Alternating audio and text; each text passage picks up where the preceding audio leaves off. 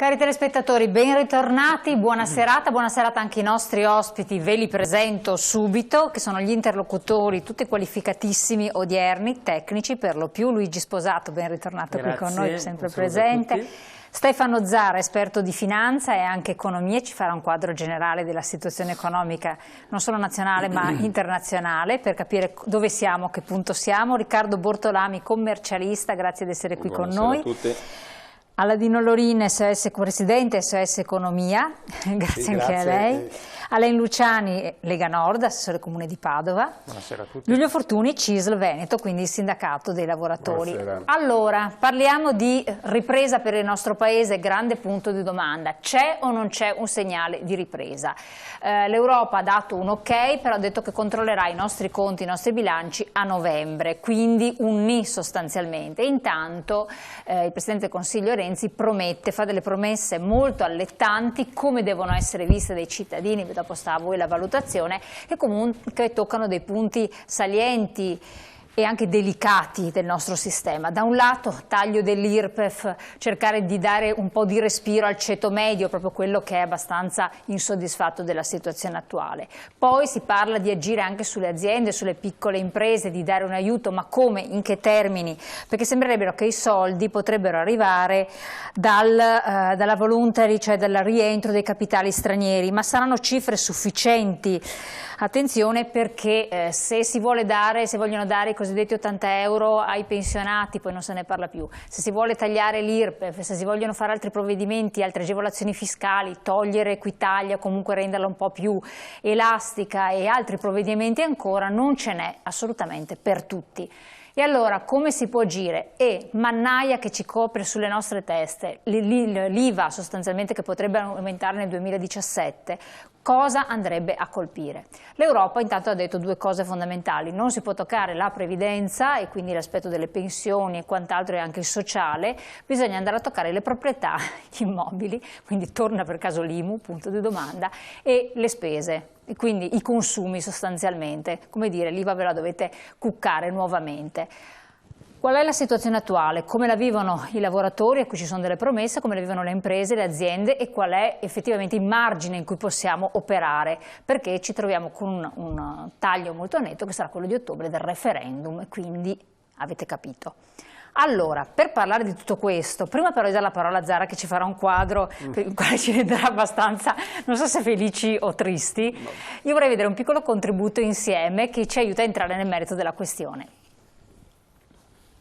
Non c'è stata icona di governo più celebrata del Jobs Act, forse una sì, quella del bonus degli 80 euro, ma ragionando di lavoro in un paese dove se ne crea sempre meno, la riforma di Renzi Poletti è stata un vero cavallo di battaglia. Durante il 2015, anno dell'entrata in vigore degli sgravi contributivi per gli imprenditori che assumono, al netto di quelli che hanno fatto i furbi, ma oggi comunque la storia è un'altra, si è detto di tutto.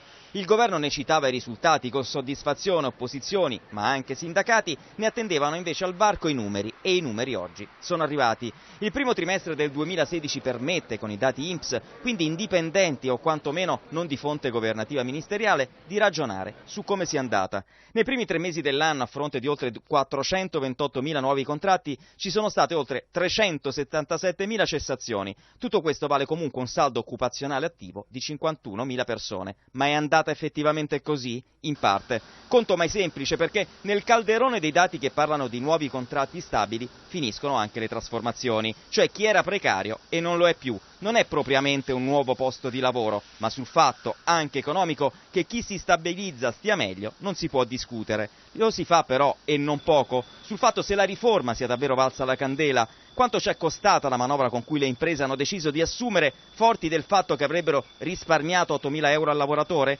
Non meno di 12 miliardi di euro. Anzi, la CGIL oggi dice ben 15 miliardi che secondo lei sono stati spesi male. Che fine hanno fatto, si chiede, i milioni di posti di lavoro promessi?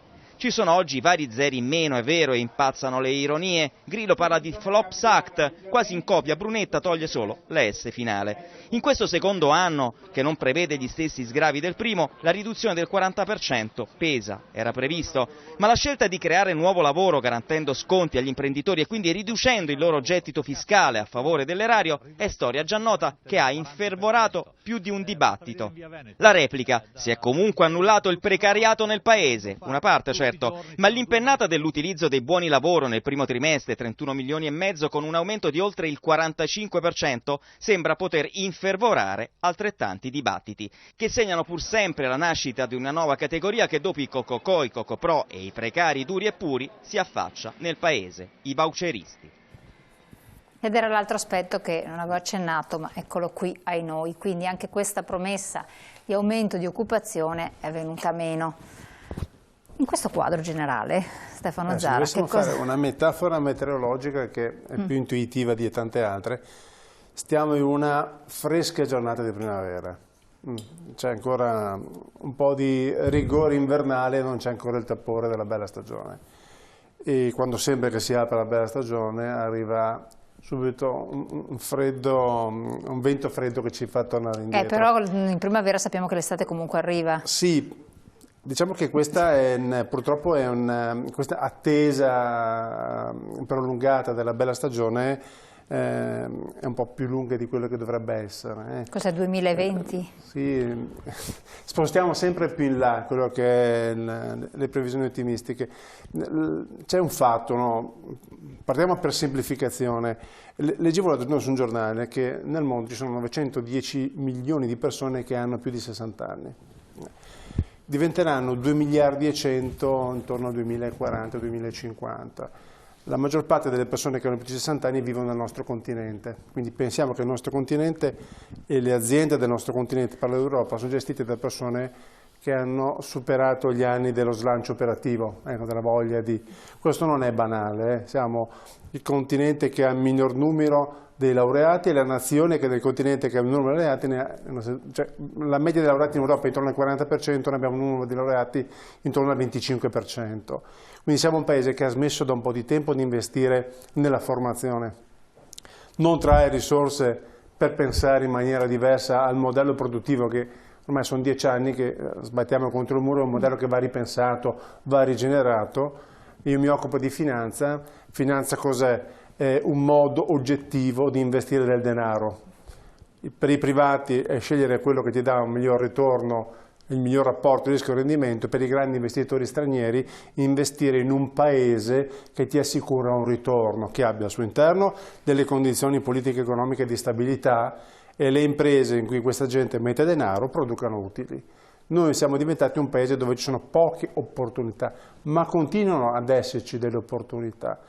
Le migliori imprese del nostro paese che hanno vocazione internazionale hanno manager stranieri per la maggior parte, o manager che si sono formati all'estero. La dimensione autoctona di pensare al nostro paese come il mercato domestico, come abbiamo sempre fatto così, siamo un mercato artigianale, non va più bene. Ci riconoscono e apprezzano la qualità della nostra manifattura perché lo ritengono un prodotto artigianale di altissima qualità, ma la dimensione della relazione deve cambiare. E questo è un lavoro che devono fare le aziende. Devono fare le aziende e dobbiamo farlo anche noi. Ecco, ma perché i manager con questo know-how dovrebbero dare, in che termini dovrebbero dare questo contributo di novità, di innovazione? La grande metafora, in particolare. La grande metafora della situazione che stiamo vivendo è quella delle banche. No, cioè, sul Corriere della Sera, pagina 6 di ieri, c'era il nostro Veneto disegnato in sesta pagina con tutte le banche che hanno fatto flop negli ultimi 10 anni. È inquietante, diciamo. Dicono, siete un territorio che ha una crescita quasi quella della Germania, la disoccupazione che è quasi quella tedesca, dati economici che sono migliori di quelli tedeschi. Nello specifico, il manager che diceva lei straniero, perché giustamente bisogna guardare altrove, in che maniera in particolare potrebbe nel caso specifico aiutare le banche? Cioè, in che maniera? Attraverso una conoscenza maggiore, una capacità di gestione maggiore, cioè attraverso che cosa? Allora, perché dovrebbe essere migliore? Abbiamo detto tante volte nel corso dei nostri commenti che il terreno che stiamo percorrendo adesso è un terreno nuovo e sconosciuto, no? E le regole che valevano per il passato forse non valgono più oggi, quindi non possiamo fare delle previsioni utilizzando i paradigmi del passato. Il manager è quella persona che è aperto alle novità e condivide. A vision, allora. Non c'è mai stato un ricorso così forte come in quest'ultimo anno nella formazione o nel coach aziendale. Cioè, le piccole o medie imprese si sono rese conto che gli obiettivi della loro parliamo di piccole o medie imprese, non delle grandi multinazionali che sono strutturate per dialogare con gli altri paesi da sempre, ma l'artigiano che vuole crescere e vuole continuare a fare bene il suo mestiere, oggi deve cambiare il suo modello di business. Cosa vuol dire in parole povere? Aprirsi a un mondo che non è più quello di una volta. Oggi i prodotti, che siano il tavolino, la sedia, il bicchiere di vetro, non si vendono più con negozi in Piazza San Marco. Continueranno ad essere esposti in Piazza San Marco, a Padova, a Treviso e quant'altro, ma social network, Facebook, l'essere visibile attraverso nuovi strumenti di comunicazione è diventato imprescindibile. Ma se lei parla, ma siamo ancora qua a parlare di banda larga, ok? Siamo tutti concordi sul fatto che queste cose sono cambiate, ma nella pratica poi siamo ancora là che nei nostri paesi non c'è wifi. Pochi comuni hanno wifi. Una cosa veloce, poi la lascio continuare Stefano. La domanda che tu facevi prima è perché l'Italia è un mercato chiuso e non è meritocratico, non fanno crescere i giovani, è chiuso, non gli danno lo spazio, perché qua il management si chiude nel loro piccolo guscio e si fanno il loro orticello e guai chi glielo tocca. Però torno, non ho capito però, se mi consenti, quali sono le specifiche che renderebbero il manager straniero rispetto al manager italiano? E questo perché, faccio delle proposte, ti dico, aiuto io, perché hanno una capacità di visione progettuale? Perché sono bravi in finanza creativa o in finanza? Perché sono bravi nella gestione delle risorse umane? Cioè, in che maniera? No, perché li mettono nel mercato. Gli danno la possibilità di crescere professionalmente. Però è una cosa diversa, la possibilità è questo che stavo dicendo io. Lui dice una cosa diversa. Stefano diceva una cosa diversa, esatto. Io sto dicendo un'altra cosa. Non hanno la possibilità di entrare, un altro per un'altra cosa. È la possibilità di entrare nel mercato, chiaro. Non gli danno la possibilità di fare e di esprimersi. Quindi secondo te la potenzialità c'è? Ragazzi, ce l'abbiamo potenzialità. Ma devi pensare che nel mondo dei media o delle multimedialità la media dei 23 anni e 24 anni in Inghilterra o negli Stati Uniti gestiscono budget milionari. Da noi a 23 e 24 fai ancora le fotocopie in azienda. O stai a casa. Ti ha dato la risposta. Ti ha dato la risposta. Ma non si parla di E quindi di è uno stato di vecchi, insomma, ritornando a quello che dicevi tu. Sì, Lorin. Sì, no, volevo così intervenire un attimo sulla discussione che comincia a entrare nel vivo. Io però volevo far notare una cosa. Noi, come diciamo la parte meridionale dell'Europa, ragioniamo un pochettino diversi da quelli che sono diciamo un pochettino a latitudini più alte, per tanti motivi. Mi soffermo nel nostro paese. Noi abbiamo avuto un'espansione, una crescita diciamo industriale e piuttosto che imprenditoriale, fatta di rapporti incestuosi, ad esempio tra economia, banche, sistema bancario e appunto politica.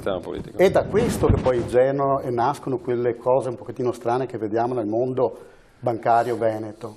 Sono nate da questo tipo di rapporti incestuosi. Perché o di aziende pubbliche? Però scusi, ma questo tipo di rapporti incestuosi, come dice lei, questo termine, vuol dire che all'estero non ci sono? No, sono penalizzati. Si lavora tramite lobby, ma in maniera trasparente, cioè per portatori di interesse, non per rapporti incestuosi tra varie categorie. Allora, facciamo un esempio molto semplice. L'abbiamo visto e lo vediamo tutti i giorni, insomma, non occorre che ci nascondiamo dietro un dito. I politici che oggi spesso e volentieri sono sulla scena politica sono quelli poi che decidono le sorti della vita della nazione. O si crede che decidano. Cosa? O si crede che decidano. Va bene, insomma, sono lì strumenti per conto, insomma, lo fanno. Poi se lo fanno in conto proprio, in conto terzi, quello è un altro discorso, possiamo ragionarne. Però lo fanno spesso e volentieri, diciamo, supportati da una serie di imprenditori, tra virgolette, che io dico incestuosi, che non sono imprenditori veri, che rischiano sul proprio, no? Come rischio di impresa, ma lo fanno perché l'abbiamo visto anche col governo Renzi, insomma, no? Poi tutti quelli che sono stati gli sponsor di Renzi poi alla fine hanno trovato beneficio dal fatto che Renzi è lì. Capisco. E lavorano tutti con lui. Questo senso. Ecco, questo tipo di rapporto che chiude diciamo, la possibilità di imprendere. Noi in altri paesi non succede questo. Cioè uno che ha un'azienda non è che noi l'abbiamo ancora di tipo familiaristico, ce l'abbiamo ancora diciamo, molto chiuso, provinciale. facciamo fatica a uscire da quel tipo di ragionamento. Ma secondo lei c'è un paese straniero europeo che si avvicina al nostro modo di procedere per quanto riguarda quello greco sicuramente. Esatto. Ecco, Sì, ma non è un caso che poi diciamo Grecia, Italia e Spagna poi abbiano quel tipo di la Spagna percorsi. si è un po' adesso La Spagna ha diciamo, delle risposte un po' più virtuose, un po' più veloci, che non vuol dire sì, hanno avuto il coraggio di almeno di decidere, poi sul merito andiamo a vedere, però hanno avuto il coraggio di decidere. Gli italiani, i greci sono stati in attesa di qualcuno gli vada a mettere a posto tutto sommato un po' le cose e hanno annunciato quando? Ieri che la Grecia aumenterà l'IVA, noi lo faremo fra 6 mesi. Cioè, noi siamo in ritardo allora, quando guardiamo la Grecia, vediamo il nostro, come guardarsi un po' allo specchio e dire bene, sarò così fra un po' di tempo. Questo è il tema. Lei Luciani, un attimo solo per parlare. Mi permetto di dissentire. Innanzitutto la Grecia è un paese che nella bilancia commerciale ha praticamente solo import e non esporta niente. L'Italia è uno dei più grandi esportatori al mondo. No, ma quello che stava dicendo un'altra cosa. Allora, per essere esportatori, non è che voglio fare il difensore, voglio dire, degli imprenditori italiani, insomma, o comunque prevalentemente del nord Italia. Però il Made in Italy è proprio la concezione chiara che il sistema Italia della media e piccola azienda è un sistema che funziona e che viene esportato in tutto il mondo. Ci sono vini veneti come vini sardi che vanno in tutto il mondo. Il tema non è... Assessore, cosa intende dire quindi con questo? Intendo dire che il problema l'Italia lo ha perché da sempre abbiamo una questione che si chiama questione meridionale. Cioè noi abbiamo una parte del paese, che è il centro-sud, che quella sì davvero assomiglia molto alla Grecia come tipologia di, nonostante abbia anche sta confondendo quello che diceva prima. Scusa, ma giusto per capire, quindi scusa, per collegarsi al nostro presidente del SOES, quindi lei ritiene che quel tipo di commistione, connivenza tra politica e imprenditoria per quanto riguarda l'Italia riguarda solo il sud? No, ha riguardato solo il sud per tanti anni, questo insomma è stato un dato di fatto, no? Quando si è sentito parlare di trattativa Stato-mafia, di tutte quelle situazioni un po' imbarazzanti che hanno messo in imbarazzo il paese, sono state oggettive e tutto ciò che poi ha comportato anche la malavita purtroppo nel centro-sud. Oggi anche il nord... Ce l'abbiamo anche qua, ce l'abbiamo. Sì, infatti sto dicendo, oggi anche nel nord purtroppo è arrivato questo fenomeno, lo si vede dai quotidiani, la gente lo vede. L'infiltrazione più alta della mafia nel mondo della sono tutti qua. Basta vedere però ad esempio quando si parla di recuperare le risorse ad esempio per gli investimenti, per sgravare le aziende eccetera eccetera,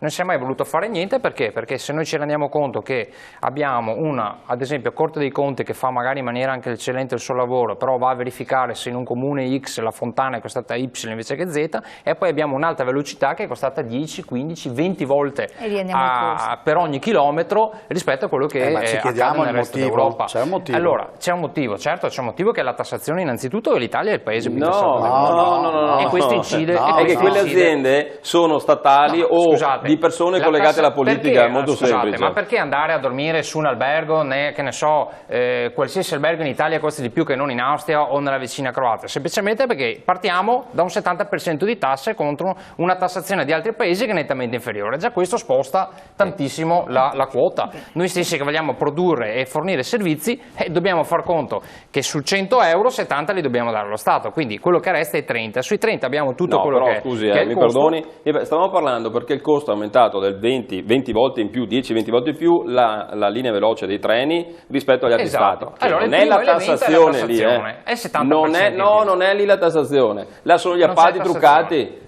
Se un chilometro di autostrada a noi costa 18 milioni e dall'altra parte ne costa 2, non sono le tasse lì. Perché sennò confondiamo le cose. Che uno degli elementi sono la tassazione. Poi è la tassazione. È innegabile che in Italia il costo per le imprese per produzione, per lavorare, per mantenersi è eccessivo. Il costo del personale, se andiamo a vedere gli atti dell'Ocse che smentisce clamorosamente Renzi che dice che ha abbassato le tasse, andiamo a verificarli, usciti l'altro giorno, dati ufficiali Ocse dicono per le imprese non è un problema il costo del lavoro. No, è un problema come il costo del lavoro. Perché se tu devi competere, come si diceva prima, vogliamo andare a competere a livello europeo e a livello mondiale, forse il costo del lavoro è il 17-18% in più della media OCSE.